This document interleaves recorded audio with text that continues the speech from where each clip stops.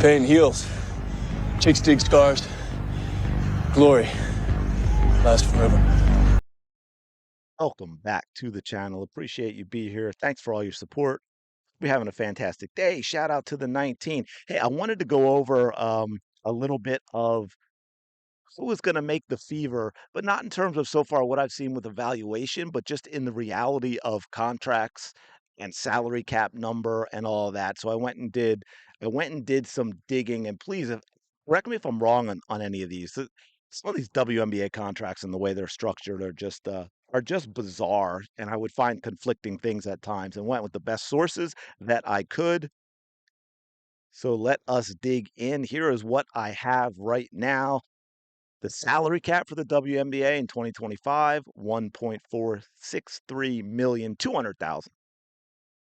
The Fever with 10 players that they have under contract are at 1,394,827. So yeah, it does truly look like they can only carry 11 players on opening day, not the max 12 because of cap limitations. So yeah, that means 4 of the 15 players in camp are not going to be here when the season starts. And who will those 4 be?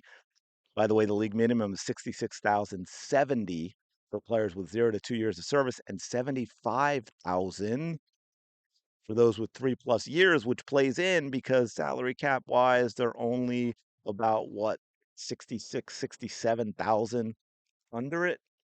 So the locks, we've got obviously Boston, Clark, Mitchell, Howard, Dantas, Hull. Uh, they're protected or core players. So the Fever would have to pay them even if they cut them. Mitchell, Howard, Dantas, Hull. What I found interesting, at least from what I have found, is that now look, it doesn't matter, right? Because she's not getting cut. But Bonner is actually on an unprotected contract. Bonner, Colson, Cunningham, and Turner can be cut without financial penalty, which I thought was pretty interesting. And of course, then you have training camp contracts for players like Aline and Brown, Jim, I believe, rookie contracts. Well, not yet. I guess they're training contracts. They're, Hall, Timpson. So most likely, most likely it's kind of what we said, but is interesting to me where there's a little more flexibility is Colson and Turner being on unprotected contracts where they could be cut. I don't think they will. Again, I think it's going to be the 11 or the 10 that everyone thinks, and then Michaela Timpson as well will be the player most likely to join the team. But they do have a little more flexibility than that. And again, I did that video on Sophie Cunningham and talked about her ability to play point and so forth. So if they get impressed by, say, someone like Bree Hall, do they then think, you know what, we have enough vet experience, we can let Sydney Colson go?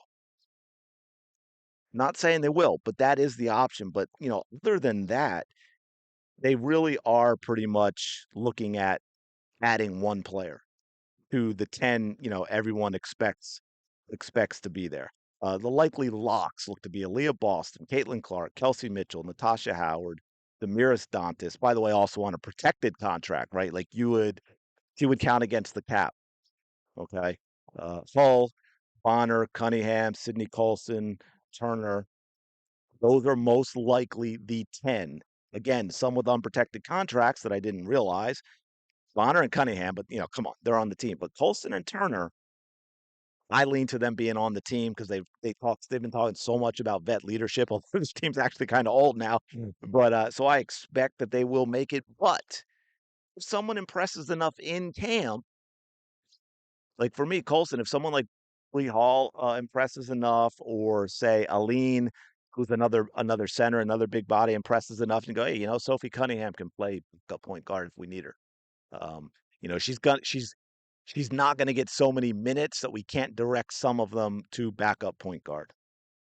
So that's going to be interesting. So while it looks like it's Simpson's the only one most likely, or I should say the most likely out of the 5 to make the team, it is possible a second player makes it if they impress enough in camp, because there are a couple of unprotected contracts from players that aren't locks. I don't think Colson and Turner are locks the way Cunningham and Bonner are locks. Let me put it that way. But I am going to leave it there. This is, yeah, a short one. I'm not going to drag it out.